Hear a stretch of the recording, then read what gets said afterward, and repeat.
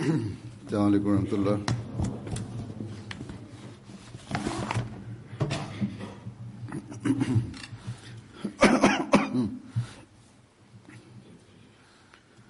أشهد أن لا إله إلا الله وحده لا شريك له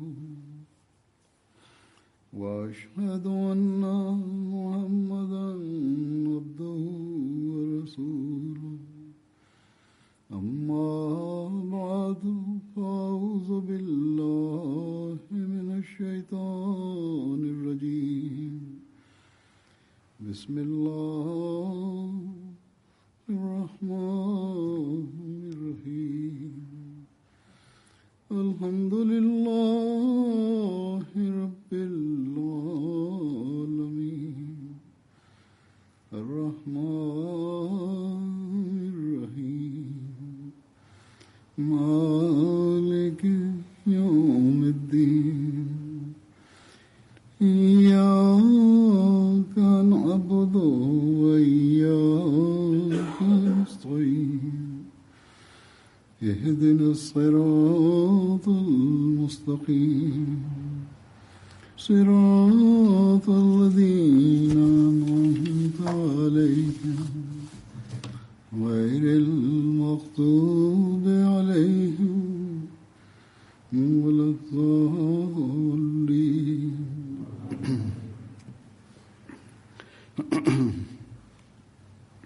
ഇക്കാലത്ത് ലോകത്ത് എല്ലായിടത്തും ഫിത്നയും ഫസാദും വ്യാപിച്ചിരിക്കുകയാണ്. ചിലയിടങ്ങളിൽ ദീനിന്റെ പേരിൽ ഫസാദ് നടക്കുന്നു, ചിലയിടത്ത് ഭൗതിക ശക്തിയും മേൽക്കോമയും സ്ഥാപിക്കുന്നതിന് ഫസാദ് നടക്കുന്നു, ചിലയിടത്ത് ദാരിദ്ര്യത്തിന്റെയും സമ്പന്നതയുടെയും മത്സരം കാരണം ഫസാദ് വ്യാപിച്ചിരിക്കുന്നു, ചിലയിടത്ത് രാഷ്ട്രീയ പാർട്ടികളുടെ ഭരണം നിലനിർത്തുന്നതിനായി ഫസാദ് ഉണ്ടായിരിക്കുകയാണ്. ചിലയിടത്തിൽ ഭവനങ്ങളിൽ ചെറിയ ചെറിയ കാര്യങ്ങളിൽ വഴക്കും ഫസാദും ഉണ്ടാകുന്നു. ചിലയിടങ്ങളിൽ ഒരാൾ മറ്റൊരാളുടെ അവകാശങ്ങൾ നൽകാത്തതിനാൽ വഴക്കും വക്കാണവും ഫിത്നയും ഫസാദും വ്യാപിക്കുന്നു. ചിലയിടങ്ങളിൽ പാരമ്പര്യ ഘനത സ്ഥാപിക്കുന്നതിന് വേണ്ടി ഫസാദിനായി ശ്രമിക്കുന്നു. ചിലയിടങ്ങളിൽ തങ്ങളുടെ അവകാശങ്ങൾ നേടുന്നതിന് വേണ്ടി തെറ്റായ രീതിയിൽ അവലംബിച്ചുകൊണ്ട് ഫിത്നക്കും ഫസാദിനും ശ്രമിച്ചുകൊണ്ടിരിക്കുന്നു. ചുരുക്കത്തിൽ ഏതു വശത്തൂടെ നോക്കിയാലും ലോകം ഫിത്നയുടെയും ഫസാദിലും വീണിരിക്കുകയാണ്. പാവപ്പെട്ടവർ ഇതിൽ നിന്ന് സുരക്ഷിതരല്ല, സമ്പന്നർ ഇതിൽ നിന്ന് സുരക്ഷിതരല്ല. അഭിവൃദ്ധി രാഷ്ട്രങ്ങൾ ഇതിൽ നിന്നും സുരക്ഷിതരല്ല. അഭിവൃദ്ധിപ്പെടാത്ത രാജ്യങ്ങൾ അല്ലെങ്കിൽ കുറച്ച് അഭിവൃദ്ധി നേടിയ രാജ്യങ്ങൾ ഇതിൽ നിന്നും സുരക്ഷിതരല്ല. എന്നാൽ മനുഷ്യൻ സ്വയം ഇക്കാലത്ത് വലിയ പുരോഗതി പ്രാപിച്ചവരായി മനസ്സിലാക്കുന്നു. ഇവർ കരുതുന്നത് ഈ അറിവും ബുദ്ധിയും വെളിച്ചത്തിന്റെ കാലമാണെന്നാണ്. വാസ്തവത്തിൽ ഇരുട്ടിൽ മുങ്ങിയിരിക്കുകയാണ്. അള്ളാഹുവിനെ മറന്നുകൊണ്ട് പ്രപഞ്ചത്തിന്റെ അന്വേഷണം അതിനെ തന്റെ ആരാധ്യ വസ്തുവായി കരുതി, അതിനെ തന്റെ റബ്ബായി കരുതി നാശഗർത്തത്തിലേക്ക് മുന്നേറുകയാണ്, അതിന്റെ അടുത്തെത്തിയിരിക്കുകയാണ്. ഇങ്ങനെയുള്ള അവസ്ഥയിൽ അമുസ്ലിം ലോകം പ്രപഞ്ചത്തിന്റെ പ്രഭയിൽ മുങ്ങുന്നത് ഒരു പരിധിവരെ മനുഷ്യന് മനസ്സിലാക്കാവുന്നതാണ്. എന്തുകൊണ്ടെന്നാൽ അവരുടെ മതത്തിൽ വിള്ളലുകൾ കഴിഞ്ഞിരിക്കുന്നു. അവർക്ക് അള്ളാഹുവിലേക്ക് മാർഗനിർദ്ദേശം നൽകുന്നതിന് അവരുടെ ധർമ്മം സമ്പൂർണവും പരിപൂർണവുമായ പ്രതിവിധി മുന്നോട്ട് വയ്ക്കുന്നില്ല. എന്നാൽ മുസ്ലിങ്ങളെക്കുറിച്ച് ആശ്ചര്യപ്പെടുകയാണ്. ഇവരുടെ പക്കൽ ഒരു സമ്പൂർണ്ണ ഗ്രന്ഥം തന്റെ യഥാർത്ഥ രൂപത്തിൽ തന്നെയുണ്ട്. പിന്നെ അല്ലാഹു തആല തന്റെ വാഗ്ദാനം അനുസരിച്ച് ഇക്കാലത്തിന്റെ ഇമാം അയച്ചും അവർ പണ്ഡിതന്മാർ തമ്മിലുള്ള വിഭേദങ്ങൾ കാരണമായി വിശുദ്ധ ഖുർആന്റെ വിവരണങ്ങളിൽ അല്ലെങ്കിൽ മതത്തിൽ വിഭേദങ്ങളും തെറ്റായ നിറങ്ങളും ഉണ്ടാക്കിയിരുന്നു. അവ പരിഷ്കരിക്കേണ്ടിയിരുന്നു. എന്നാൽ മുസൽമാൻ അല്ലാഹു തആല അയച്ചതായ ഈ പുണ്യപുരുഷന്റെ വാക്കുകൾ കേൾക്കുന്നതിന് പകരമായി അല്ലെങ്കിൽ വിഭേദങ്ങളും എതിർപ്പുകളും ഇല്ലാതാക്കുന്ന കാര്യത്തിലേക്ക് വരാതെ മുസ്ലിങ്ങളുടെ ഭൂരിപക്ഷം ദീനിന്റെ പേരിൽ ഫസാദ് ഉണ്ടാക്കുന്ന പണ്ഡിതന്മാരുടെ പിന്നിൽ അണിനിരന്നിരിക്കുകയാണ്. അവരുടെ പിന്നിൽ നിന്നുകൊണ്ട് അള്ളാഹുവിൽ നിന്ന് അയച്ചവരുടെ വാക്കുകൾ കേൾക്കുന്നതിന് തയ്യാറാകുന്നില്ല. അള്ളാഹു തആല ലോകത്തെ ഫസാദ് ഇല്ലാതാക്കുന്നതിന്, തമ്മിൽ സ്നേഹവും സാഹോദര്യവും ഉണ്ടാക്കുന്നതിന്, ദൈവത്തെ തിരിച്ചറിയുന്നതിന് ഒരേർപ്പാട് ചെയ്തിരുന്നു. എന്നാൽ മുസൽമാൻ ഈ വശത്തേക്ക് ശ്രദ്ധിക്കുവാൻ തയ്യാറല്ല. ഇക്കാരണത്താലാണ് മുസ്ലിം ലോകം ഇന്ന് ഏറ്റവുമധികം ഫസാദിന്റെ കീഴിലായിട്ടുള്ളത്. ഇവരുടെ ആത്മീയ ഭൗതിക വഴികാട്ടികൾ അവരെ ഇരുളിലേക്ക് തള്ളിവിടുകയാണ്. അങ്ങനെ ഒരേ രാജ്യത്ത് വസിക്കുന്ന പൗരന്മാർ തമ്മിൽ രക്തദാഹികളായി മാറുന്നു. ഇക്കാര്യത്തിൽ നിന്ന് പ്രയോജനമെടുത്തുകൊണ്ട് മറ്റു രാജ്യങ്ങൾ, പ്രത്യേകിച്ച് അമുസ്ലിം ശക്തികൾ, മുസ്ലിം ഗ്രൂപ്പുകളെ തമ്മിലടിപ്പിക്കുന്നതിനും തങ്ങളുടെ ലക്ഷ്യങ്ങൾ നേടുന്നതിനുമായി യുദ്ധ സാധന സാമഗ്രികളും നൽകുന്നു, സൈന്യ സഹായവും നൽകുന്നു. അതുകൊണ്ട് ഇത് വളരെ വലിയ ചിന്താർഹമായ കാര്യമാണ്. ഈ അവസ്ഥ ഏതുവരെ നമുക്ക് വേണ്ടി ആരാണോ ഹസ്രത്ത് മസീഹ് മൗഊദ് സ്വല്ലല്ലാഹു അലൈഹി വസല്ലമിനെ അംഗീകരിച്ചത്, അതുപോലെ മറ്റു മുസ്ലിങ്ങൾക്ക് വേണ്ടി, സാധാരണ മുസ്ലിങ്ങൾക്ക് വേണ്ടി ആരാണോ അംഗീകരിക്കാത്തത് അവർക്ക് വേണ്ടി ദുആകളിലേക്ക് ശ്രദ്ധ ചെലുത്തുന്നതാക്കേണ്ടതാണ്.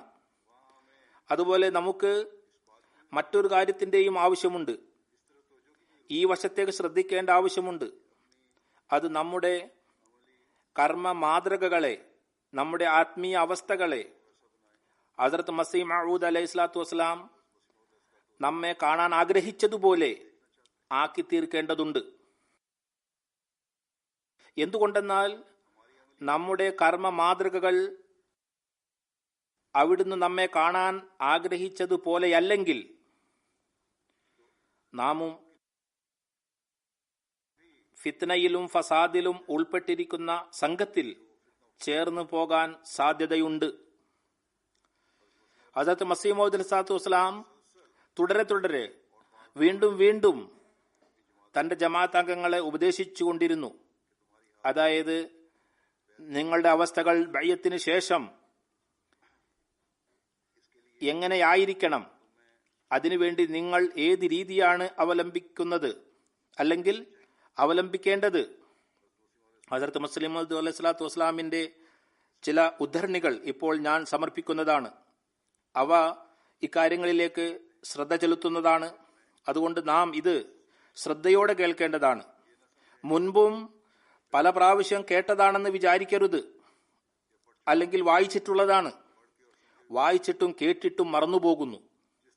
എത്ര തുടർച്ചയായും എത്ര വിശദമായും ഹസ്രത്ത് മസീഹ് മൗഊദ് അലൈഹി സ്വലാത്തു വസ്സലാം ഇക്കാര്യങ്ങൾ വിവരിച്ചുവോ, അതുപോലെ വർഷങ്ങളോളം നീണ്ടുനിന്ന സദസ്സുകളിൽ തന്റെ ജമാഅത്തിന്റെ അഭിവൃദ്ധിക്കായി ഉപദേശിച്ചു കൊണ്ടിരുന്നുവോ, അത് തന്റെ ജമാഅത്തിനെ കുറിച്ചുള്ള ചിന്ത എത്രത്തോളം ഉണ്ടായിരുന്നു എന്നതിന്റെ പ്രകടനമാണ്.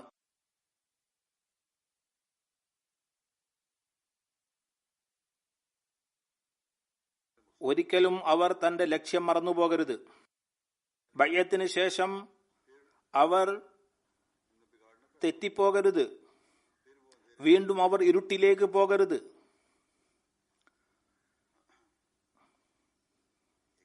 ഒരിടത്ത് അവിടുന്ന് പറയുന്നു, ഈ ആപത്കര കാലഘട്ടത്തിൽ, അതായത് എല്ലായിടത്തും അന്ധകാരം, അലസത, വഴികേടിന്റെ കാറ്റ് വീശിക്കൊണ്ടിരിക്കുന്ന ഈ അവസ്ഥയിൽ നമ്മുടെ ജമാഅത്ത് അംഗങ്ങൾ ഭയഭക്തി കൈക്കൊള്ളുക. ലോകത്തിന്റെ അവസ്ഥ ഇതാണ്. അള്ളാഹുവിന്റെ അധ്യാപനങ്ങൾക്ക് മഹത്വം നൽകുന്നില്ല. അവകാശങ്ങൾക്കും ഉടമ്പടികളുടെയും ചിന്തയില്ല. നമ്മുടെ അവകാശങ്ങൾ എന്താണ്, അവ എങ്ങനെ നിർവർത്തിക്കാം എന്നറിയില്ല. അവരോട് കൽപ്പിക്കപ്പെട്ടിരുന്ന കാര്യങ്ങളുടെ അല്ലെങ്കിൽ ഉടമ്പടി ചെയ്തിരുന്ന കാര്യങ്ങളുടെ ചിന്തയില്ല. അല്ലെങ്കിൽ അവരോട് ഉടമ്പടി ചെയ്തിരുന്നവയെ പ്രപഞ്ചത്തിലെയും അവയിലെ കാര്യങ്ങളിലും ഏറ്റവും അധികം മുഴുകിയിരിക്കുകയാണ്. ലോകത്തിലെ ചെറിയ നഷ്ടം അല്ലെ കഷ്ടം കണ്ടുകൊണ്ട് ദീനിന്റെ ഭാഗത്തെ ഉപേക്ഷിക്കുന്നു, അള്ളാഹുവിന്റെ അവകാശങ്ങളെ ഉപേക്ഷിക്കുന്നു. ഏതുപോലെ എന്നാൽ ഈ എല്ലാ കാര്യങ്ങളിലും കേസ് വ്യവഹാരങ്ങൾ, അടുത്ത ബന്ധുക്കളിലുള്ള ഭാഗം വയ്ക്കലിലും കാണാൻ കഴിയുന്നു. അത്യാഗ്രഹത്തിന്റെ നെയ്യത്തോടുകൂടി ഒരാൾ മറ്റൊരാളോട് സംസാരിക്കുന്നു. ശാരീരിക വികാരങ്ങളുമായി തട്ടിച്ചു നോക്കുമ്പോൾ വളരെ ബലഹീനമായി കാണുന്നു. നിസ്സാര കാര്യങ്ങളിൽ വികാരാധീനനാകുന്നു. ഏതുവരെ അള്ളാഹു അവരെ ബലഹീനനാക്കി വച്ചിരിക്കുകയാണെന്നാൽ പാപത്തിനുള്ള ധൈര്യമില്ല, പാപം ചെയ്യുന്നില്ല, എന്നാൽ ബലഹീനനാണ്, ഭയമാണ്, പിടിക്കപ്പെടാതിരിക്കാൻ വേണ്ടി, ശിക്ഷ കിട്ടാതിരിക്കാൻ. കുറച്ച് ഫലം കിട്ടിയാൽ, പാപത്തിന് അവസരം ലഭിച്ചാൽ പെട്ടെന്ന് അത് ചെയ്യുന്നു.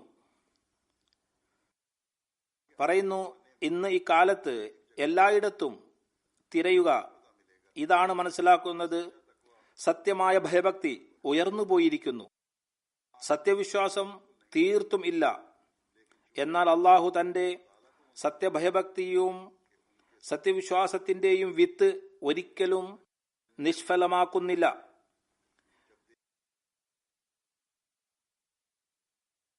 വിള മൊത്തം നശിക്കുവാൻ പോകുന്നത് കാണുമ്പോൾ വേറെ വിള മുളപ്പിക്കുന്നു.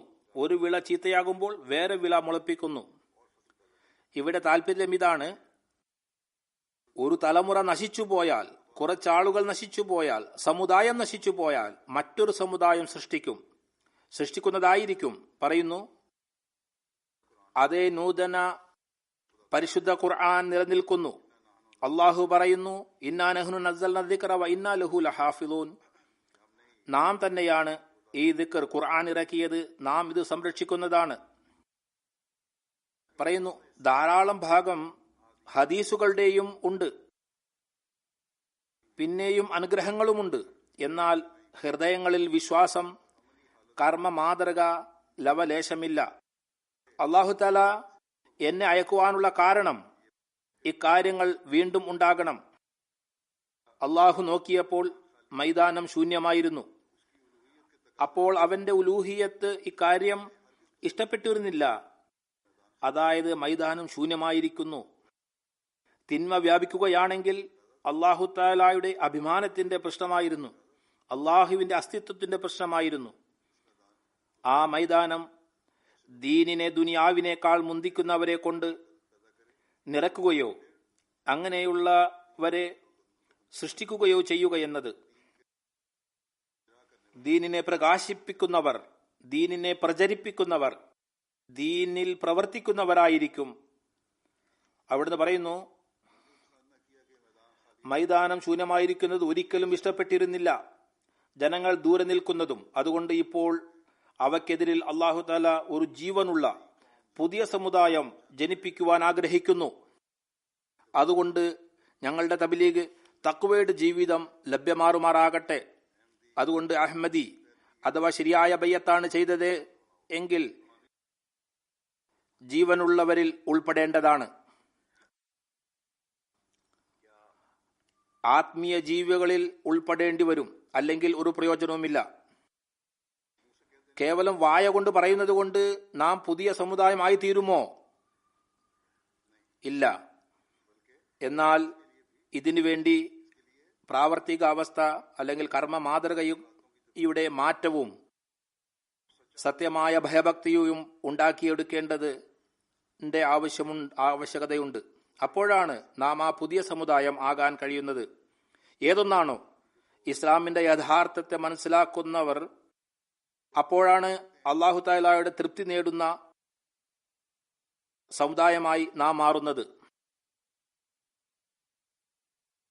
അപ്പോഴാണ് നാം നമ്മുടെ ബഅയ്യത്ത് പ്രതിജ്ഞ പൂർത്തിയാക്കുന്നവരാകുന്നത്.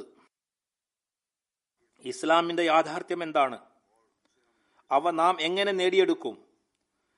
ഇക്കാര്യത്തെക്കുറിച്ച് ഹസ്രത്ത് മസീഹ് മൗഊദ് സ്വല്ലല്ലാഹു അലൈഹി വസല്ലം പറയുന്നു, ഇസ്ലാം അള്ളാഹുവിന്റെ എല്ലാ കർമ്മങ്ങൾക്കും കീഴിൽ വരുന്നതിന്റെ പേരാണ്. പിന്നെ അതിന്റെ സംഗ്രഹം അള്ളാഹുവിന്റെ പരിപൂർണ വിധേയത്വം, സത്യമായ അനുസരണമാണ്. മുസ്ലിം എന്നാൽ തന്റെ മുഴുവൻ അസ്തിത്വവും ദൈവത്തിന്റെ സമക്ഷത്തിൽ വയ്ക്കുന്നു. യാതൊരു പ്രതീക്ഷയുമില്ലാതെ, യാതൊരു പ്രതിഫലവും സമ്മാനവുമില്ലാതെ അള്ളാഹുവിന്റെ തൃപ്തി നേടാൻ ആഗ്രഹിക്കുന്നു. മൻ അസ്ലമ വജ്ഹഹു ലില്ലാഹി വഹുവ മുഹ്സിൻ, അതായത് മുസൽമാൻ തന്റെ മുഴുവൻ അസ്തിത്വവും അള്ളാഹുവിന്റെ തൃപ്തി നേടുന്നതിനായി സമർപ്പിക്കുന്നു, ഏൽപ്പിക്കുന്നു. ആദർശപരമായും പ്രാവർത്തികമായും ലക്ഷ്യവും ഉദ്ദേശ്യവും അല്ലാഹു തആലയുടെ സന്തോഷവും തൃപ്തിയും മാത്രമായിരിക്കണം. പിന്നെ എല്ലാ നന്മയും സത്പ്രവർത്തികളും അവന് കഴിയുന്നത് അത് കഷ്ടപ്പെട്ടും ബുദ്ധിമുട്ടുള്ള വഴികളിലൂടെയല്ലാതെ അവയിൽ ഒരു രുചിയും അനുഭവവുമായിരിക്കണം.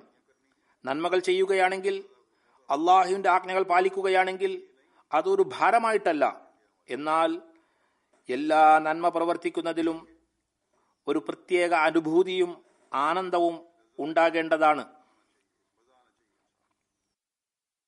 മനുഷ്യന് സന്തോഷ ഹൃദയത്തോടെ ചെയ്യേണ്ടതാണ്. പറയുന്നു, എല്ലാവിധ ബുദ്ധിമുട്ടുകളെയും സന്തോഷത്തിലേക്കായി മാറ്റുന്നതിന് യഥാർത്ഥ മുസൽമാൻ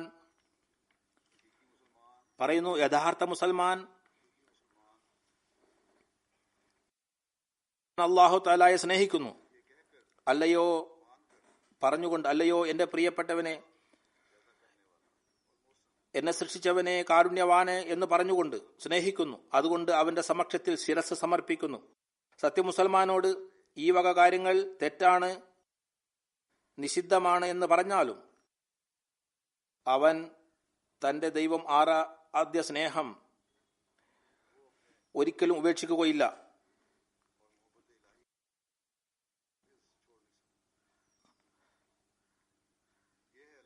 ഇതാണ് അള്ളാഹുവിനോടുള്ള ആത്മാർത്ഥമായ സ്നേഹം. ഉണ്ടാക്കിയെടുക്കാൻ ആഗ്രഹിക്കുന്നവർ ഏതെങ്കിലും പകരമായിട്ടല്ല, നരകത്തിന്റെ ഭയത്തിലല്ല, സ്വർഗം നേടുന്നതിന് വേണ്ടിയല്ല, എന്നാൽ കേവലം അള്ളാഹുവിനോടുള്ള നിസ്വാർത്ഥമായ സ്നേഹമായിരിക്കണം. ഒന്നും കിട്ടിയില്ലെങ്കിലും അള്ളാഹുവിനോട് സ്നേഹം ഉണ്ടാകണം. എന്തുകൊണ്ടെന്നാൽ അവനോടുള്ള ആരാധനകൾ, ബന്ധങ്ങൾ, അനുസരണത്തിൽ മുഴുകൽ, വിധേയത്വം ഏതെങ്കിലും പ്രതിഫലേച്ഛയോ പ്രതീക്ഷയോടു കൂടിയല്ല, എന്നാൽ അവൻ അവന്റെ അസ്തിത്വത്തെ യഥാർത്ഥത്തിൽ അള്ളാഹുവിനെ തിരിച്ചറിയുന്നതിനും അവന്റെ സ്നേഹത്തിനും വിധേയത്വത്തിനും വേണ്ടിയുള്ളതാണെന്ന് മനസ്സിലാക്കുന്നു. മറ്റൊരു ഉദ്ദേശവും ലക്ഷ്യവും അവന് ഇപ്പോഴില്ല. അതുകൊണ്ട് അവൻ അവന്റെ ദൈവം നൽകിയ കഴിവുകളെ ഈ ഉദ്ദേശ ലക്ഷ്യങ്ങൾക്കായി വിനിയോഗിക്കുമ്പോൾ അവൻ അവന്റെ യഥാർത്ഥ പ്രേമിയുടെ വദനം ദൃശ്യമാകുന്നു. നിഷ്കളങ്കമായി അല്ലാഹു തആലയോട് ബന്ധം സ്ഥാപിക്കുമ്പോൾ പിന്നെ അല്ലാഹു തആലയുടെ മുഖം ദൃശ്യമാകുന്നു. പിന്നെ ശരിയായ ബന്ധം ഉണ്ടായിത്തീരുന്നു. സ്വർഗ നരകങ്ങളിൽ അവന് ദൃഷ്ടി ഉണ്ടാകുകയില്ല, എന്നാൽ അല്ലാഹു തആലയുടെ തൃപ്തിയിലായിരിക്കും ദൃഷ്ടി. അല്ലാഹു തആലയുടെ പ്രേമത്തിൽ തന്റെ അവസ്ഥ വിവരിച്ചുകൊണ്ട് പറയുന്നു, തന്റെ അവസ്ഥ എന്താണെന്ന് വിവരിക്കുന്നു.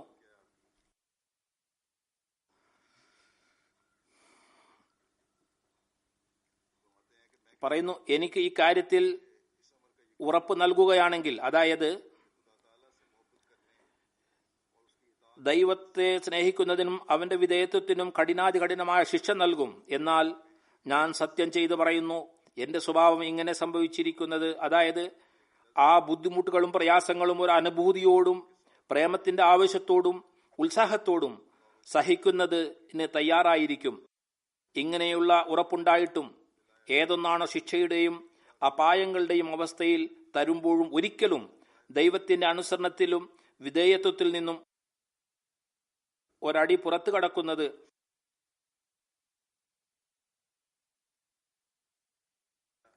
ആയിരം എണ്ണമിട്ട മരണത്തെക്കാൾ അധികം ദുഃഖങ്ങളുടെയും കഷ്ടതകളും സംഗമമായി കരുതുന്നതാണ്. പറയുന്നു, ഒരു സത്യമുസൽമാൻ അള്ളാഹുവിന്റെ ആജ്ഞകളിൽ നിന്ന് പുറത്തു കടക്കുന്നത് തന്റെ നാശത്തിന് കാരണമായി മനസ്സിലാക്കുന്നു. അവന് ഈ അനുസരണക്കേടിന് എത്ര തന്നെ സുഖസൗകര്യങ്ങളുടെ വാഗ്ദാനം നൽകിയാലും ശരി,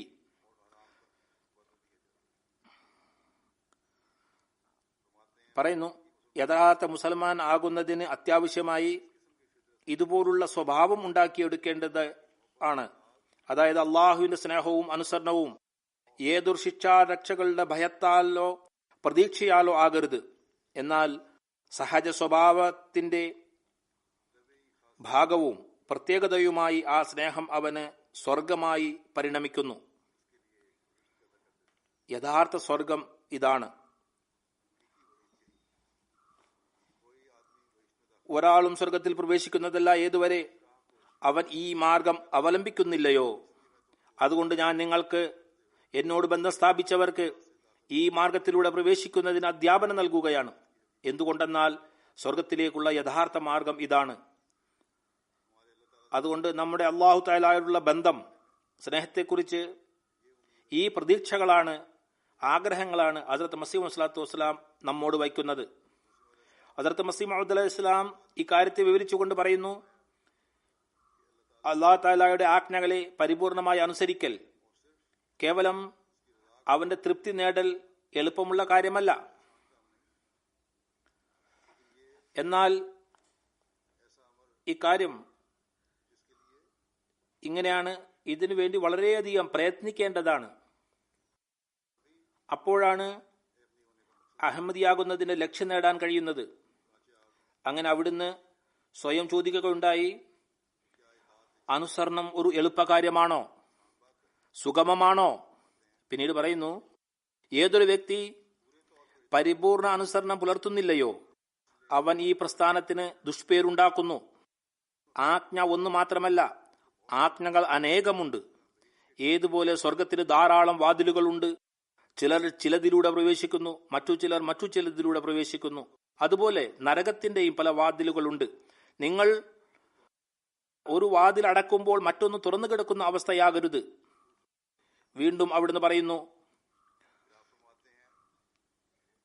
ഓർമ്മിക്കുക, കേവലം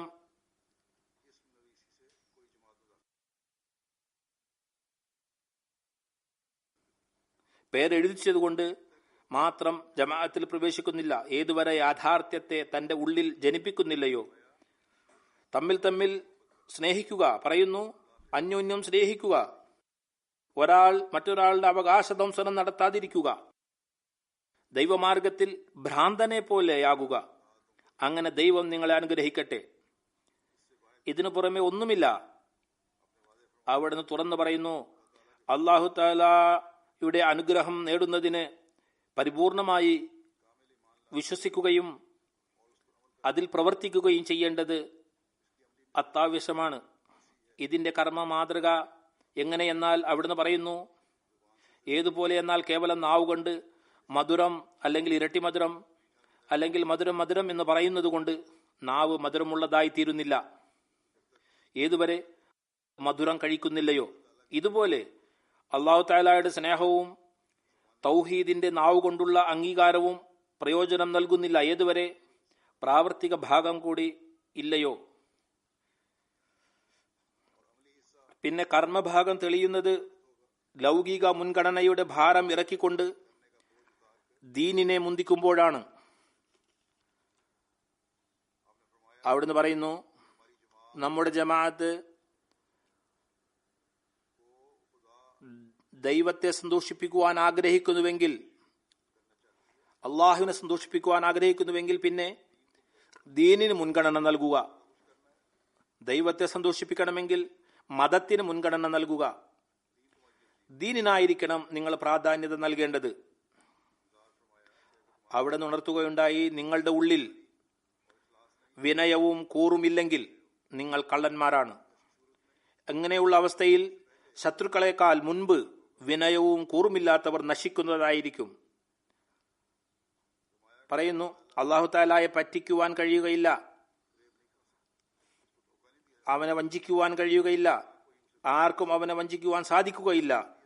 അതുകൊണ്ട് നിങ്ങൾ സത്യമായ കൂറും സത്യസന്ധതയും ഉണ്ടാക്കേണ്ടത് അത്യാവശ്യമാണ്. ദീനിനെ ദുനിയാവിനേക്കാൾ മുന്തിക്കേണ്ടതിന്റെ കൂടുതൽ വിശദീകരിച്ചുകൊണ്ട് എങ്ങനെയാണ് നിങ്ങൾ ഇത് നേടിയെടുക്കുന്നത്, സ്വഹാബികൾ എങ്ങനെ ഇതിന് പ്രാമുഖ്യത നൽകി, നിങ്ങൾ എങ്ങനെ ഇതിനായി പരിശ്രമിക്കണം. അവിടുന്ന് പറയുന്നു, നോക്കൂ, രണ്ട് രീതിയിലുള്ള ജനങ്ങളുണ്ട്. ഒന്ന്, ഇസ്ലാം സ്വീകരിച്ചതിന് ശേഷം ലൗകിക വ്യവഹാരങ്ങളിലും വ്യാപാരങ്ങളിലും മുഴുകുന്നു. ശൈത്താൻ അവരുടെ തലയിൽ സഞ്ചരിക്കുന്നു. പറയുന്നു, വ്യാപാരം ചെയ്യൽ നിഷിദ്ധമാണെന്നല്ല ഞാൻ പറയുന്നത്, ലൗകിക വ്യവഹാരങ്ങൾ നിഷേധമാണെന്നല്ല. സ്വഹാബ വ്യാപാരവും ചെയ്യാറുണ്ടായിരുന്നു. എന്നാൽ അവർ ദീനിനെ ദുനിയാവിനേക്കാൾ മുൻഗണന നൽകിയിരുന്നു. അവർ ഇസ്ലാം സ്വീകരിച്ചുകൊണ്ട് ഇസ്ലാമിനെ കുറിച്ച് സത്യമായ ജ്ഞാനം, അതുകൊണ്ട് അവരുടെ ഹൃദയത്തിന് സംതൃപ്തിയുടെ ഉറപ്പ് നൽകിയിരുന്നു. അത് നേടിയെടുത്തു. ഇക്കാരണത്താൽ അവർ ഒരിടത്തും ശൈത്താന്റെ ആക്രമണത്തിൽ ചാഞ്ചാടിയില്ല.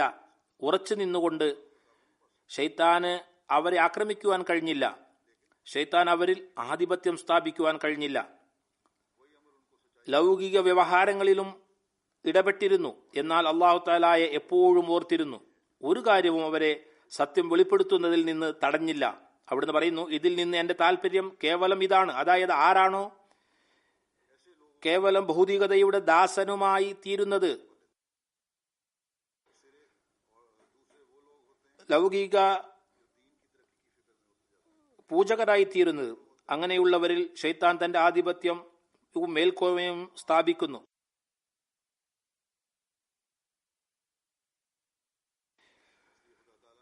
മറ്റൊന്ന്, അവരാണ് ദീനിന്റെ അഭിവൃദ്ധിയെക്കുറിച്ചുള്ള ചിന്തയിലായിരിക്കും. ഇവരാണ് ഹിസ്ബുല്ല എന്ന് പറയപ്പെടുന്ന കൂട്ടം. ഇവർ ശൈത്താന്റെയും അവരുടെ സൈന്യത്തെയും ജയിച്ചടക്കുന്നു. സമ്പത്ത് വ്യവഹാരം കൊണ്ട് വർദ്ധിക്കുന്നു.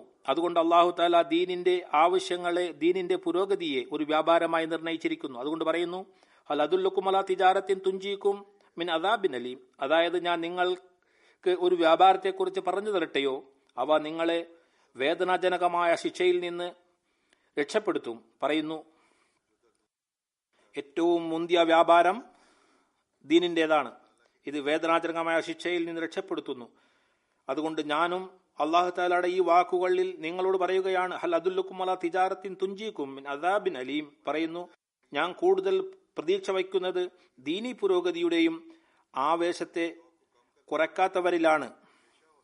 ഈ ആവേശത്തെ കുറുക്കുന്നവരെ കുറിച്ച് എനിക്ക് ഭയമാണ്. ശൈത്താൻ അവരെ അധീനപ്പെടുത്താതിരിക്കട്ടെ. അതായത്,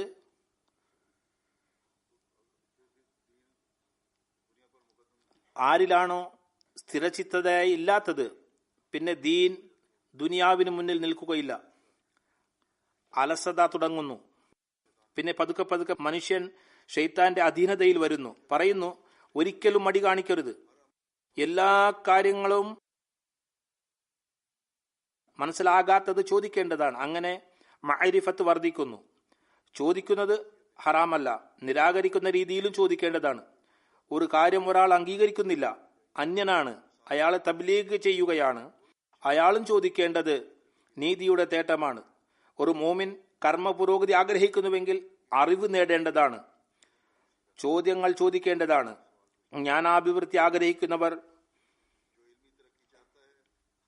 വിശുദ്ധ ഖുർആൻ ഗഹനമായി പഠിക്കുക.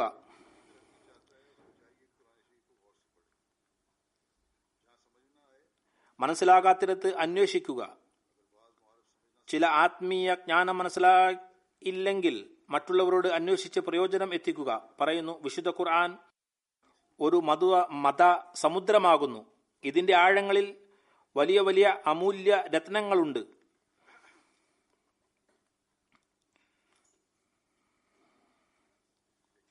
ഒരവസരത്തിൽ ജമാഅത്തിന് തഖ്വയുടെ പ്രാധാന്യത്തെക്കുറിച്ച് വിവരിച്ചുകൊണ്ട് ഹദ്റത്ത് മസീഹ് മഊദ് അലൈഹി സ്വലാത്തു വസ്സലാം പറയുന്നു, നമ്മെ നിയോഗിക്കപ്പെട്ടിരിക്കുന്ന കാര്യം ഇതാണ്.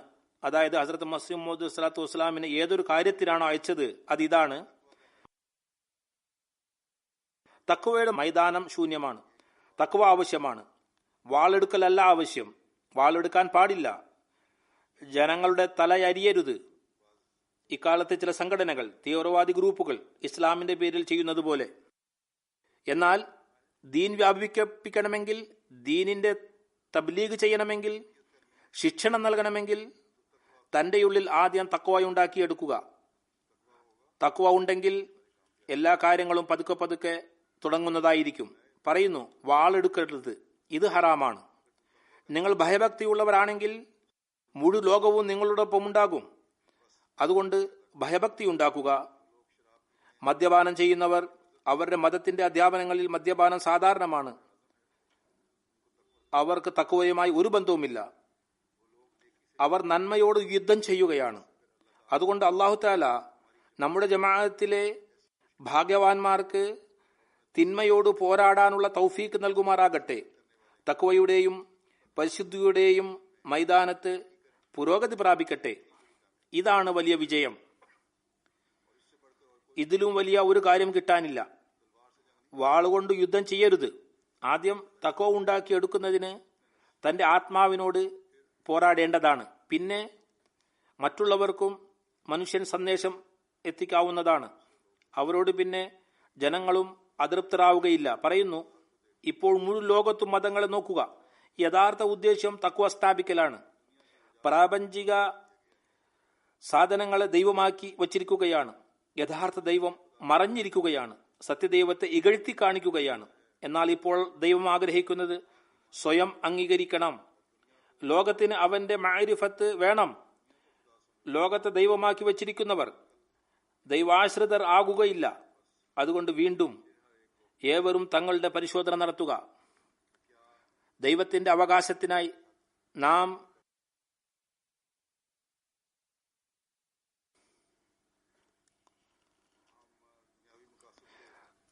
ലൗകിക ലക്ഷ്യങ്ങൾ നേടുന്നതിനായി പ്രയത്നിക്കുന്നില്ലല്ലോ.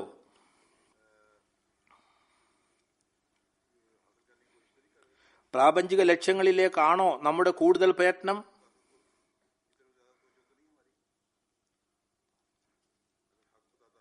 ദൈവത്തിന്റെ അവകാശം നൽകണമെങ്കിൽ പിന്നെ ദീനിന് മുൻഗണന നൽകണം. ലൗകിക ലക്ഷ്യങ്ങളെ പിന്തള്ളേണ്ടതാണ്. ഇതാണ് നാം നോക്കേണ്ടത്. നാം ദീനിനെയാണോ മുന്തിക്കുന്നത്, അല്ല ദുനിയാവ് നമ്മുടെ ദീനിൽ ആധിപത്യം സ്ഥാപിക്കുകയാണോ?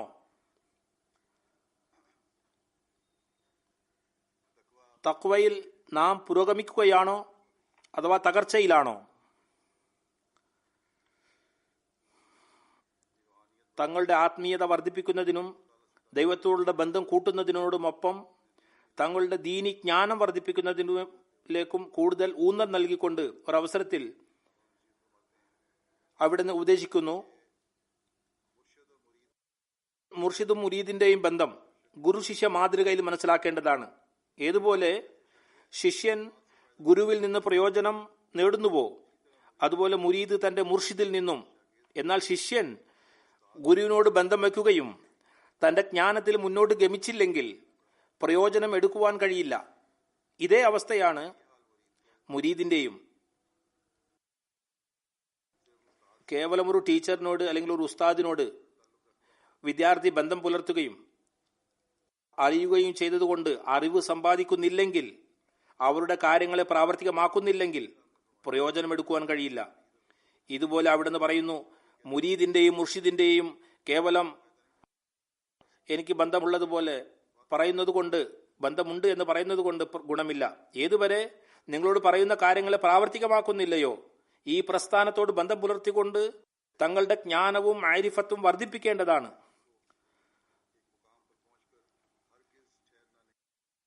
സത്യാന്വേഷി ഒരു സ്ഥാനത്ത് നിന്ന് എത്തി ഒരിക്കലും നിൽക്കരുത്. അപ്പോൾ ശൈത്താൻ ഗമ്യം മറ്റൊരിടത്തേക്ക് ആക്കുന്നു. ഏതുപോലെ എന്നാൽ കെട്ടിക്കിടക്കുന്ന വെള്ളം ദുഷിക്കുന്നു. വെള്ളം കുറച്ചു കാലം കെട്ടിക്കിടന്നാൽ പിന്നെ അതിൽ ദുർഗന്ധമുണ്ടാകുന്നു.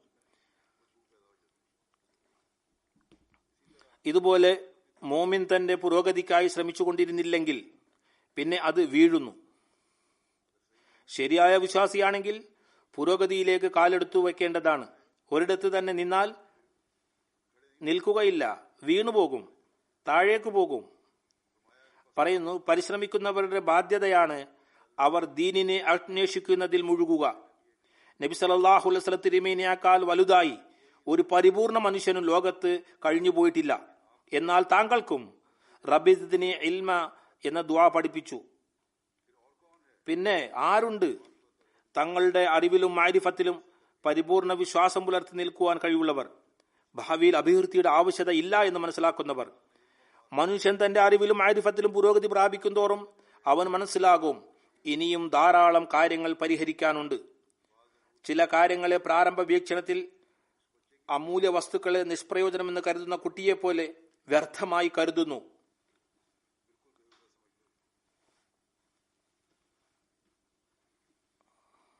എന്നാൽ അവസാനം അക്കാര്യം സത്യതയുടെ രൂപത്തിൽ അവൻക്ക് കാണാൻ കഴിയും. അതുകൊണ്ട് തന്റെ അസ്തിത്വത്തിൽ മാറ്റുന്നതോടൊപ്പം അറിവ് വർദ്ധിപ്പിക്കുന്നതിന് എല്ലാ കാര്യങ്ങളിലും പൂർത്തീകരിക്കേണ്ടതാണ്.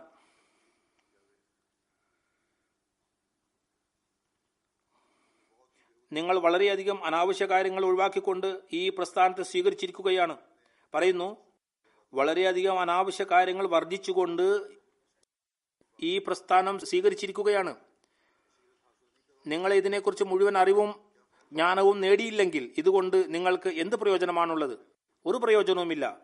ബയ്യത്ത് ചെയ്തു, അഹമ്മദിയായി, അല്ലെങ്കിൽ ജന്മാന അഹമ്മദിയാണ്. ഏതുവരെ സ്വയം അറിവ് നേടുന്നില്ലയോ, തന്റെ അറിവ് വർദ്ധിപ്പിക്കുന്നില്ലയോ, ദീനി ജ്ഞാനം വർദ്ധിപ്പിക്കുന്നില്ലയോ, ജന്മന അഹമ്മദിയാണെന്നതുകൊണ്ടോ ഒരു പ്രയോജനവുമില്ല.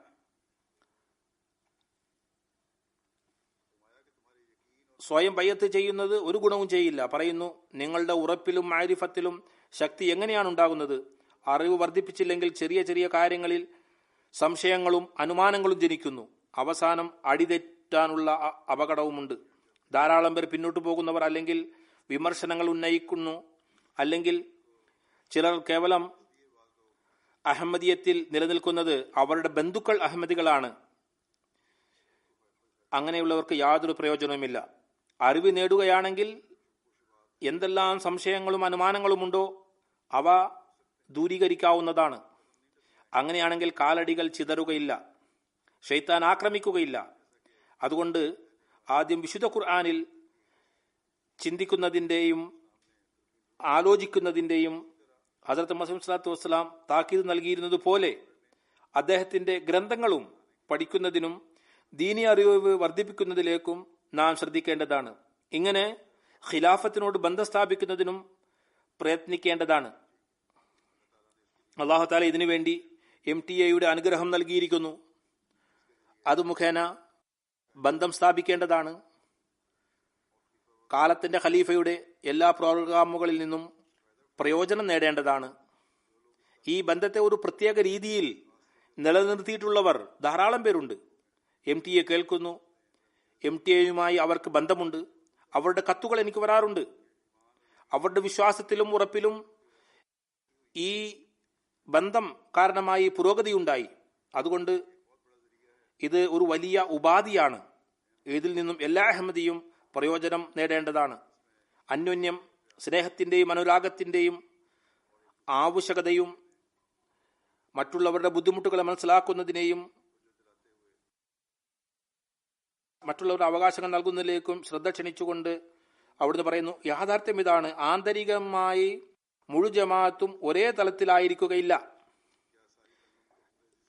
ഏവരും സമന്മാരാകുന്നത് അസാധ്യമാണ്. മുഴുവൻ ഗോതമ്പ് വിത്തും വിതച്ചതുകൊണ്ട് ഒരുപോലെ വരുന്നുണ്ടോ?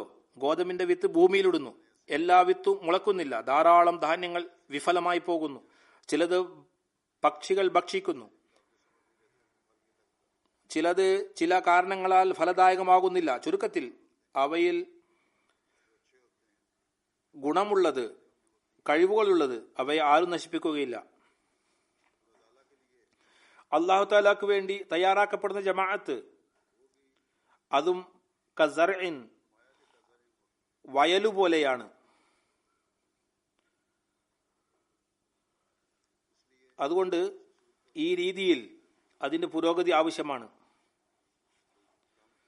ചിലർ ബലഹീനരാണ്, ചിലർക്ക് ദീനി അറിവ് കൂടുതലുണ്ട്, ചില രീതിയിലാണുള്ളത്.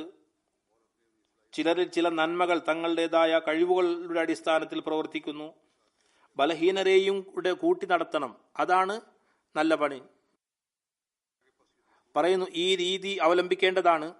ബലഹീന സഹോദരന്മാരെ സഹായിക്കണം, അവർക്ക് ബലം പകരണം. ഇത് എത്രയധികം വിരോധാഭാസമാണ്. രണ്ട് സഹോദരങ്ങളിൽ ഒരാൾക്ക് നീന്തൽ അറിയാം, മറ്റേയാൾക്ക് നീന്താൻ അറിയില്ല.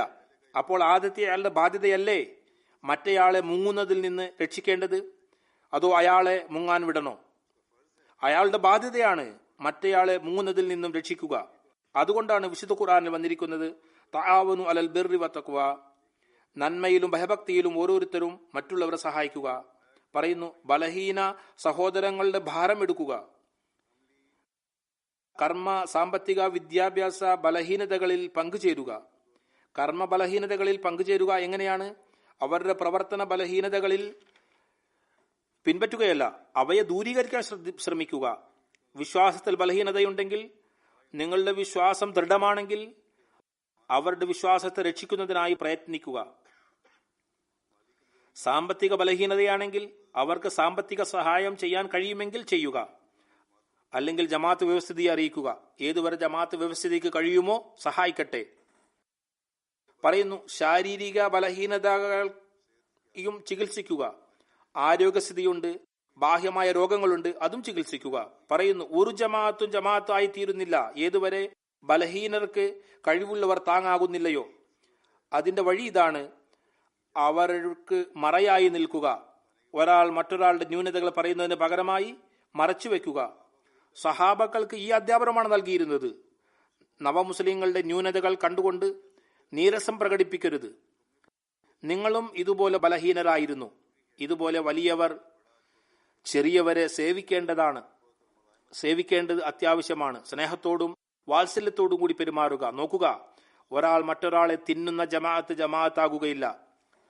4 പേർ ഒരുമിച്ച് കൂടുമ്പോൾ ഒരു പാവപ്പെട്ട സഹോദരന്റെ കുറ്റം പറയുകയും ഒരാൾ മറ്റൊരാളെ തിന്നുകയുമില്ലല്ലോ. തിന്നതിന്റെ ഉദ്ദേശ്യം ഇതാണ്. അല്ലാഹു തആല പറയുന്നു, ഏഷണി പറയുകയും പരദൂഷണം പറയുകയും ചെയ്യുന്നത് തന്റെ മൃത സഹോദരന്റെ മാംസം ഭക്ഷിക്കുന്നത് പോലെയാണ്. അതുകൊണ്ട് എല്ലാവരുടെയും തിന്മകൾ നോക്കാതിരിക്കുക, നന്മകൾ നോക്കുക. പറയുന്നു, ആ ജമാഅത്തായി തീരുകയില്ല. ഒരാൾ മറ്റൊരാളോട് തിന്നുകയും 4 പേർ കൂടിയിരിക്കുമ്പോൾ ദരിദ്ര സഹോദരന്റെ ഏഷണി പറയുകയും അവരുടെ തിന്മകൾ വിവരിക്കുവാൻ തുടങ്ങുകയും ചെയ്യുന്നു, വിമർശിക്കുവാൻ തുടങ്ങുന്നു. ബലഹീനരെയും പാവപ്പെട്ടവരെയും നിന്ദരായി കാണുന്നു, അവരെ വെറുപ്പിന്റെയും അവജ്ഞയുടെയും രീതിയിൽ നോക്കുന്നു. ഇങ്ങനെ ഒരിക്കലും പാടില്ല. എന്നാൽ കൂട്ടത്തിൽ ശക്തി വരണമെങ്കിൽ ഐക്യത രൂപപ്പെടണം. അതിൽ സ്നേഹം വരുന്നു, അനുഗ്രഹങ്ങൾ ഉണ്ടാകുന്നു. ഞാൻ കാണുന്നു, ചെറിയ ചെറിയ കാര്യങ്ങളിൽ വിഭേദങ്ങൾ ഉണ്ടാകുന്നു. തൽഫലമായി നമ്മുടെ ചെറിയ ചെറിയ കാര്യങ്ങളിൽ ദൃഷ്ടി പതിപ്പിച്ചിരിക്കുന്ന എതിരാളികൾ നിസ്സാര കാര്യങ്ങളെ പത്രങ്ങളിൽ വളരെ വലുതാക്കി കാണിക്കുന്നു. അവിടുന്ന് പറയുന്നു, സൃഷ്ടികളെ ഈ കാരണം കൊണ്ട് വഴിതെറ്റിക്കുന്നു. ജനങ്ങളോട് പറയുന്നു, നോക്കൂ, ഇവരിൽ ഇന്ന തിന്മകളുണ്ട്. സാധാരണ ജനങ്ങൾ പരിശോധിക്കാറില്ല, വഴിതെറ്റിപ്പോകുന്നു. പറയുന്നു, ആന്തരിക ബലഹീനതകൾ ഇല്ലെങ്കിൽ ഇങ്ങനെയുള്ള വിഷയങ്ങൾ പ്രസിദ്ധീകരിക്കുന്നതിന് എങ്ങനെയാണ് ആർക്കെങ്കിലും ധൈര്യം വരുന്നത്? ഇങ്ങനെയുള്ള വാർത്ത പ്രചരിപ്പിച്ച് ജനങ്ങളെ എങ്ങനെ വഞ്ചിക്കും? ധാർമ്മിക ഗുണങ്ങളെ എന്തുകൊണ്ട് വ്യാപിപ്പിക്കുന്നില്ല? ഇത് സാധ്യമാകുന്നത് സഹാനുഭൂതി, സ്നേഹം, വിനയത്തിന്റെയും കരുണയുടെയും സർവ്വസാധാരണമായിരിക്കണം വ്യാപിപ്പിക്കുമ്പോഴാണ്. എല്ലാ സ്വഭാവങ്ങളിലെയും കരുണ, സഹാനുഭൂതി മറച്ചുവെക്കലിന് മുൻഗണന നൽകുക. ഒരാളുടെ ന്യൂനത കണ്ട് മറച്ചുവെക്കേണ്ടതാണ്. അവരുടെ കുറവുകളെ വെളിപ്പെടുത്തരുത്. അവരുടെ ബലഹീനതകളെ പുറത്ത് കടത്തേണ്ടതാണ്. അല്ലെങ്കിൽ ഇക്കാലത്തെ വിചിത്ര സ്വഭാവമാണ്, ജനങ്ങൾ ഭാര്യാഭർത്താക്കന്മാരും ഒരാൾ മറ്റൊരാളുടെ കുറവുകൾ വെളിപ്പെടുത്തുവാൻ തുടങ്ങിയിരിക്കുന്നു. അവർ റെക്കോർഡിംഗ് ചെയ്യാൻ തുടങ്ങും. നിസ്സാര കാര്യങ്ങളിൽ ഇങ്ങനെയുള്ള കഠിന വൈഖരി പാടില്ല. ഇവ ഹൃദയഭേദകത്തിനും ദുഃഖത്തിനും കാരണമാകുന്നു. പിന്നെ സാഹോദര്യം, സഹാനുഭൂതിയെക്കുറിച്ച് പറഞ്ഞുകൊണ്ട് അവിടുന്ന് വീണ്ടും പറയുന്നു, നമ്മുടെ ജമാഅത്ത് സത്യസഹാനുഭൂതി കാണിക്കാത്തതുവരെ ഹരിതാപമാകുന്നതല്ല. ഫലഭൂയിഷ്ടമാകണമെങ്കിൽ അന്യോന്യം സത്യസഹാനുഭൂതി ഉണ്ടായിരിക്കണം. പൂർണ്ണ കഴിവുള്ളവർ കഴിവില്ലാത്തവരെ സ്നേഹിക്കട്ടെ. ആർക്കാണോ ശക്തി നൽകിയിട്ടുള്ളത് അവർ ബലഹീനരെ സഹായിക്കട്ടെ. ഞാനിത് കേൾക്കുമ്പോൾ അതായത് ആരെങ്കിലും ആരിലെങ്കിലും കോപം കാണുമ്പോൾ നല്ല രീതിയിൽ വർത്തിക്കാതെ വിദ്വേഷത്തോടും വെറുപ്പോടും വർത്തിക്കുമ്പോൾ, എന്നാൽ അവർക്ക് ദുആ ചെയ്യുകയായിരുന്നു വേണ്ടിയിരുന്നത്. സ്നേഹിക്കുക, അവരെ വിനയത്തോടും മൃദുലതയോടും മനസ്സിലാക്കി കൊടുക്കുക. ഇതല്ലാതെ അസഹ്യം പ്രകടിപ്പിക്കുന്നു, പുറത്തു കൊടുക്കുന്നില്ലെങ്കിൽ, സഹാനുഭൂതി കാണിച്ചില്ലെങ്കിൽ, ഇങ്ങനെ വഴിതെറ്റി പര്യവസാനം ചീത്തയാകുന്നു. പറയുന്നു, അല്ലാഹു തആലാക്ക് ഇത് സ്വീകാര്യമല്ല. ഈ ചെയ്തികൾ സ്വീകാര്യമല്ല. ജമാഅത്ത് ആകുന്നത് ചിലരോട് സഹാനുഭൂതി കാണിക്കുമ്പോഴാണ്, മറച്ചു വെക്കുമ്പോഴാണ്. ഈ അവസ്ഥ സംജാതമാകുമ്പോൾ ഒരു സത്തയായി ഒരാൾ മറ്റൊരാൾക്ക് താങ്ങായി തീരുന്നതാണ്. ഒരാൾ മറ്റൊരാളെ സഹോദരനേക്കാൾ അധികമായി മനസ്സിലാക്കുന്നു. ഒരു വ്യക്തിയുടെ മകനിൽ നിന്ന് എന്തെങ്കിലും പിഴവ് സംഭവിച്ചാൽ അത് മറച്ചു വയ്ക്കുന്നു. അവരെ മാറ്റി നിർത്തി മനസ്സിലാക്കി കൊടുക്കുന്നു. ഒരിക്കലും അത് പ്രസിദ്ധം ചെയ്യാൻ ആഗ്രഹിക്കുന്നില്ല. തന്റെ മകനിൽ എന്തെങ്കിലും തിന്മ കണ്ടാൽ മനസ്സിലാക്കി കൊടുക്കുന്നു. ലോകത്ത് അവന്റെ തിന്മ പ്രചരിപ്പിക്കുകയില്ല. അടുത്ത ബന്ധമുള്ളവരായാലും അവരുടെ തിന്മയെ മറച്ചു വയ്ക്കുന്നു, അവ വ്യാപിപ്പിക്കുന്നില്ല. പറയുന്നു, പിന്നെ അല്ലാഹു തആല സഹോദരനാക്കുമ്പോൾ പിന്നെ സഹോദരന്മാരുടെ അവകാശങ്ങൾ ഇതാണോ? ഇവിടെ സഹോദരൻ എന്നാൽ എല്ലാ അടുത്ത ബന്ധുക്കളുമാണ് താല്പര്യം. ലൗകിക സഹോദരൻ സാഹോദര്യ രീതി ഉപേക്ഷിക്കുന്നില്ല. പറയുന്നു, തന്റെ ബന്ധുക്കളുടെ ഉദാഹരണം നൽകി, ഞാൻ മിർസ നിസാമുദ്ദീൻ തുടങ്ങിയവരെ നോക്കുമ്പോൾ ഹദ്റത്ത് മസീഹ് മൗഊദ് സ്വല്ലല്ലാഹു അലൈഹി വസല്ലമയുടെ ബന്ധുക്കളായിരുന്നു. മിർസ നിസാമുദ്ദീൻ എല്ലാം എതിരാളിയുമായിരുന്നു, ദീനിൽ നിന്നും അകന്നിരുന്നു, അവരുടെ നീച്ച ജീവിതമായിരുന്നു.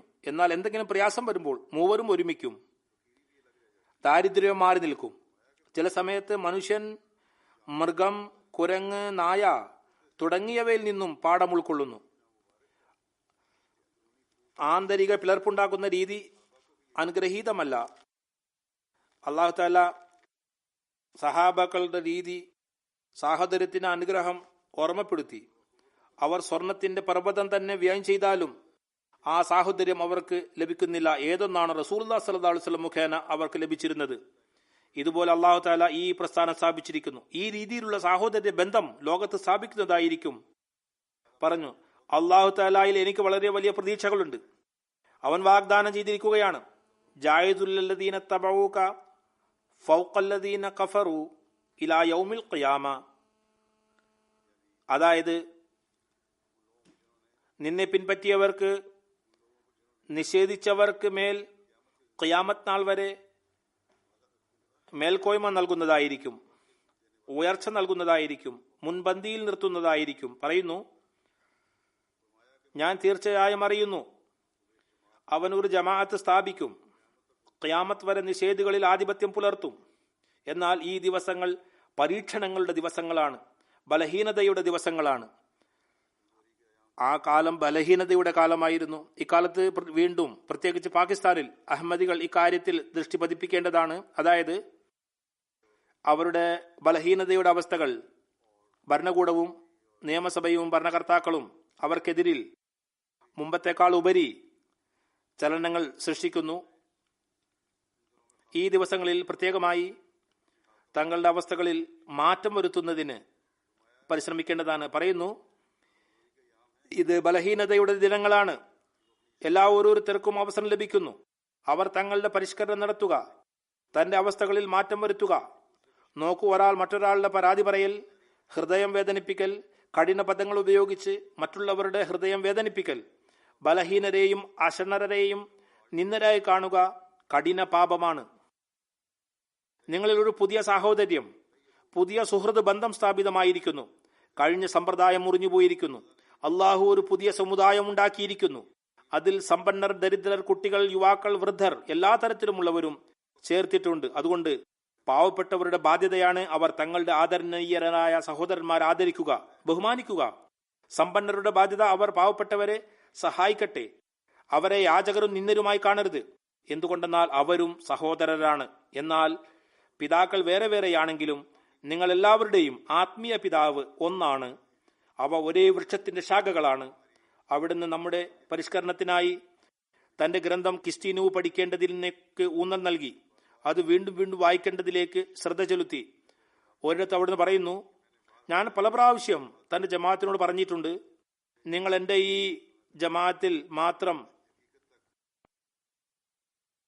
പ്രതീക്ഷ അർപ്പിക്കരുത്. ഇതിന്റെ യാഥാർത്ഥ്യം വരെ എത്തുന്നത് വരെ രക്ഷയില്ല. പുറന്തോടിൽ ക്ഷമിച്ചു നിൽക്കുന്നവന് കഴമ്പിൽ നിന്ന് ഒഴിവാക്കപ്പെടുന്നു. കേവലം ബാഹ്യ രൂപം നോക്കുന്നത് മതിയായതല്ല. അതിലുള്ളിലുള്ള വസ്തു നേടുന്നതിന് വേണ്ടി ശ്രമിക്കുക.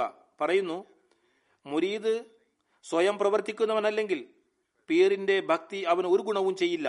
ഒരു വൈദ്യൻ ആർക്കെങ്കിലും ഒരു കുറിപ്പടി നൽകുമ്പോൾ ആ കുറിപ്പടി വാങ്ങി സൂക്ഷിച്ചു വെച്ചാൽ അതുകൊണ്ട് ഒരു പ്രയോജനവുമില്ല. ഏതുപോലെ എന്നാൽ വൈദ്യനോട് കുറിപ്പടി വാങ്ങി അത് ഉപയോഗിക്കാതെ ഞാൻ സുഖപ്പെട്ടില്ലെന്ന് പറയുന്നത് പോലെ ഇതേ അവസ്ഥയാണ് ആത്മീയ രോഗികളുടേതും. കാര്യങ്ങൾ കേട്ടിട്ടും പ്രാവർത്തികമാക്കുന്നില്ലെങ്കിൽ ഒരു ഗുണവുമില്ല. പറയുന്നു, ഒരു പ്രയോജനവുമില്ല. എന്തുകൊണ്ടെന്നാൽ പ്രയോജനം അതിൽ എഴുതിയിട്ടുള്ളത് പ്രാവർത്തിക്കുന്നതിന്റെ ഫലിതമായിരിക്കും. അതിൽ അവർ സ്വയം വിട്ടു നിൽക്കുകയാണ്. പറയുന്നു, കിസ്തുനൂഹ് വീണ്ടും വീണ്ടും പാരായണം ചെയ്യുക, അതനുസരിച്ച് തന്നെ ആക്കി തീർക്കുക. ഖദ് അഫ്ലഹ മൻ സക്കാഹ, തീർച്ചയായും ആരാണോ തന്റെ ആത്മാവിനെ ശുദ്ധീകരിച്ചത് അവൻ വിജയിച്ചു, രക്ഷപ്പെട്ടു. പറയുന്നു, ഇങ്ങനെ ആയിരക്കണക്കിന് കള്ളന്മാർ, വ്യഭിചാരികൾ, ദുഷ്ടന്മാർ, മദ്യപാനി, ദുർവൃത്തർ നബി കരീം സല്ലല്ലാഹു അലൈഹി വസല്ലമയുടെ ഉമ്മത്താണെന്ന് വാദിക്കുന്നു. എന്നാൽ വാസ്തവത്തിൽ അവർ അങ്ങനെയാണോ? ഒരിക്കലുമല്ല. ഉമ്മത്തി എന്നാൽ അവിടുന്ന് കൊണ്ടുവന്ന അധ്യാപനങ്ങൾ പൂർണ്ണമായും പ്രാവർത്തികമാക്കുന്നവരാണ്. പിന്നെ കിസ്തുനൂഹ് ജമാഅത്തുകളിൽ വായിച്ചു കേൾപ്പിക്കേണ്ടതിനും അതിൽ ശ്രദ്ധ പതിപ്പിക്കേണ്ടതിലേക്കും ഊന്നൽ നൽകിക്കൊണ്ട് പറയുന്നു, കിസ്തുനൂഹിൽ ഞാൻ എന്റെ അധ്യാപനങ്ങൾ എഴുതിയിട്ടുണ്ട്. അത് ഓരോ വ്യക്തിയും അറിഞ്ഞിരിക്കേണ്ടത് അത്യാവശ്യമാണ്. ഓരോ പട്ടണത്തിലെ ജമാഅത്തും സമ്മേളനങ്ങൾ നടത്തി എല്ലാവർക്കും ഇത് കേൾപ്പിക്കേണ്ടതാണ്. ഒരു പരിശ്രമിയും ഒഴിവുമുള്ള വ്യക്തിയെ അയച്ചുകൊണ്ട് വായിച്ചു കേൾപ്പിക്കുക. ഇങ്ങനെ തന്നെ വിതരണം ചെയ്യുവാനാണെങ്കിൽ 50,000 കോപ്പി മതിയാകുന്നതല്ല. ഈ രീതിയിൽ ഇതിന്റെ പ്രചാരണവും നടക്കും. നാം ആഗ്രഹിക്കുന്ന ഐക്യത ജമാഅത്തിൽ സ്ഥാപിതമാകുന്നതാണ്. അതിനായി ഇത് വായിക്കുന്നതിനും കേൾക്കുന്നതിനും ജമാഅത്തുകളിൽ ഏർപ്പാട് ഉണ്ടായിരിക്കേണ്ടതാണ്. അതുപോലെ MTA-യിലും വായിക്കേണ്ട ഏർപ്പാട് വേണ്ടതാണ്. ഓരോരുത്തരും ഇതിനെ തന്റെ ജീവിതത്തിന്റെ ഭാഗമാക്കേണ്ടതാണ്. സ്വയം വായിക്കേണ്ടതാണ്. ഇത് പ്രാവർത്തികമാക്കേണ്ടതിന് പരിശ്രമിക്കേണ്ടതുമാണ്. തിന്മകളിൽ നിന്നും രക്ഷപ്പെടേണ്ടതിന്റെ ആവശ്യകതയും അതിന്റെ അഹമ്മദിയുടെ അടയാളമായി പറഞ്ഞുകൊണ്ട് പറയുന്നു, നിങ്ങളുടെ ജോലി ഇപ്പോൾ ദുആ, പശ്ചാത്താപം, ഇസ്തിഗ്ഫാർ, ആത്മാവിന്റെ പരിഷ്കരണം, ശുദ്ധീകരണം എന്നതിൽ മുഴുകിയിരിക്കലാണ്. ഈ രീതിയിൽ തങ്ങളുടെ ലക്ഷ്യം ഉറപ്പിക്കുക. ദൈവത്തിന്റെ അനുഗ്രഹങ്ങളുടെയും കാരുണ്യത്തിന്റെയും ഏതൊന്നിന്റെ വാഗ്ദാനമാണ് നൽകിയിരുന്നത്? എന്നോട് അള്ളാഹുവിന്റെ വലിയ വലിയ വാഗ്ദാനമാണുള്ളത്, പ്രവചനങ്ങളാണുള്ളത്. എങ്കിലും ഉറപ്പുണ്ട് അത് പൂർത്തിയാകുമെന്ന്. എന്നാൽ നിങ്ങൾ വെറുതെ അതിൽ മതിമറന്നു പോകരുത്. എല്ലാ തരത്തിലുള്ള അസൂയ, പക, ദേഷ്യം, പരദൂഷണം, വഞ്ചന, കപടത, കളവ്, പക, അഹങ്കാരം എന്നിവയുടെ ആന്തരിക ബാഹ്യ മാർഗങ്ങൾ, അലസത തുടങ്ങിയവയിൽ നിന്ന് രക്ഷപ്പെടുക. നല്ലവണ്ണം ഓർമ്മിക്കുക, ശുഭപര്യവസാനം എപ്പോഴും മുത്തഖികളുടേതായിരിക്കും. ഏതുപോലെ എന്നാൽ അല്ലാഹു തആല പറയുന്നു, വൽ ആഖിബത്തു ലിൽ മുത്തഖീൻ, അതുകൊണ്ട് മുത്തഖിയാകുന്നതിന് വേണ്ടി ചിന്തിക്കുക. ശുഭപര്യവസാനം മുത്തഖികളുടേതാണ്. അല്ലാഹു തആല നമ്മെ യഥാർത്ഥ അഹമ്മദിയാക്കുന്നതിനും അവിടത്തെ അധ്യാപനങ്ങളിൽ ചലിക്കുന്നതിനുമുള്ള തൗഫീഖ് നൽകുമാറാകട്ടെ. അല്ലാഹു തആലയുടെ അവകാശങ്ങൾ നൽകുന്നവരുമാകട്ടെ. അവന്റെ തൃപ്തി നേടുന്നവരാക്കുമാക്കട്ടെ, തന്റെ പ്രവർത്തികളുടെ പരിഷ്കരണം നടത്തുന്നവരുമാക്കട്ടെ, തങ്ങളുടെ അറിവിന്റെ വർധനവിലേക്കായി ശ്രദ്ധിക്കുന്നവരുമാക്കട്ടെ, അള്ളാഹുവിന്റെ ദാസന്മാരുടെ അവകാശങ്ങൾ കൊടുക്കുന്നവരുമാക്കട്ടെ. ഈ ദിവസങ്ങളിൽ പ്രത്യേകിച്ച് ഞാൻ സൂചിപ്പിച്ചതുപോലെ പാകിസ്ഥാനിലെ അവസ്ഥകളെക്കുറിച്ചും ദുആ ചെയ്യുക. പാകിസ്ഥാനികൾ സ്വയവും തങ്ങൾക്ക് വേണ്ടി ദുആ ചെയ്യേണ്ടതാണ്. അള്ളാഹു അവരെയും എല്ലാ ആക്രമണങ്ങളിൽ നിന്നും സുരക്ഷിതരാക്കട്ടെ. പ്രത്യേകിച്ചും രാജ്യത്തിനകത്തും ഫസാദ് വ്യാപിച്ചിരിക്കുകയാണ്. രണ്ടാമത് മൗലവികൾ കാരണമായി അള്ളാഹു തആല ഇവരുടെ ഉപദ്രവങ്ങളിൽ നിന്നും രാജ്യത്തെയും രക്ഷിക്കുമാറാകട്ടെ.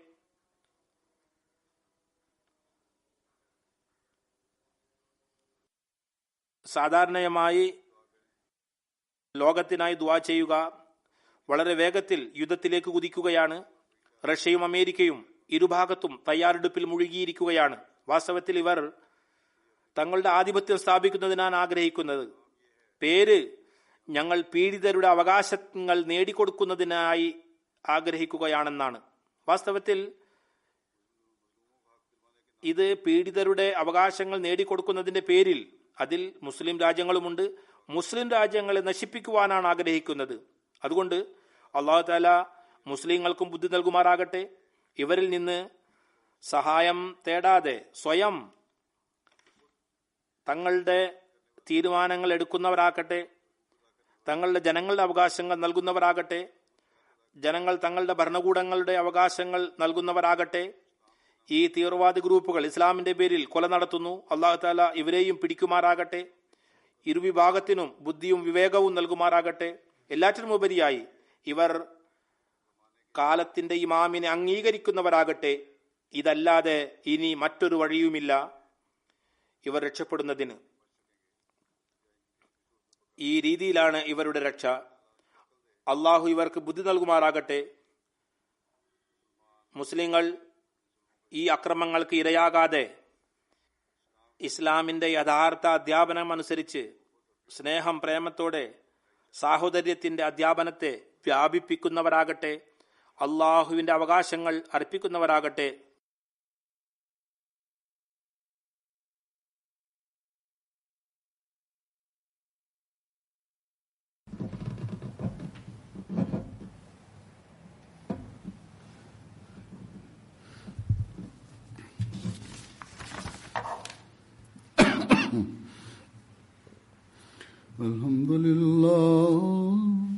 الحمد لله نحمده ونستعينه ونستغفره ونؤمن به ونتوكل عليه ونعوذ بالله من شرور أنفسنا ومن سيئات أعمالنا.